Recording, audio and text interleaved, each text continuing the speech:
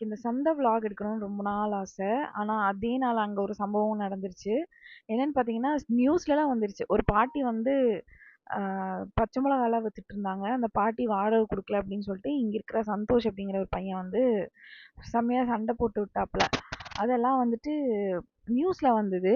ஆனா அது ரொம்ப தப்பான விஷயம். வயசானவங்க, அவங்க உழைச்சு சாப்பிடணும்னு நினைக்கிறது ரொம்ப பெரிய விஷயம். அத நம்ம வந்து கெடுக்கிற மாரி நடந்துக்கக்கூடாது. அது வந்து ரொம்ப தவறான செயல் தான். அது எல்லாமே. ஆனாலும் அன்னைக்கு கஷ்டப்பட்டு வீடியோலாம் எடுத்தேன். ஏன் நான் வந்து வாரம் வாரம் சந்தைக்கு போவேன்னா, ரொம்ப விலை கம்மியா நமக்கு தேவையானது எல்லாமே வாங்கிக்கலாம் ஒரு வாரத்துக்கு. காய்கறிகளும் ரொம்ப ஃப்ரெஷ்ஷா இருக்கும். நான் 7:30, 8 மணி அந்த மாரி நைட்டு போவேன். அப்ப எல்லாமே காய்கறிகள்லாம் வந்துட்டு க்ளோஸ் பண்ற டைம் இருக்கிறனால விலை கம்மியா நம்ம எடுத்துக்கலாம். அதனால ஒரு கூரே வந்து ரூ. 10 அந்த மாரி குடுப்பாங்க.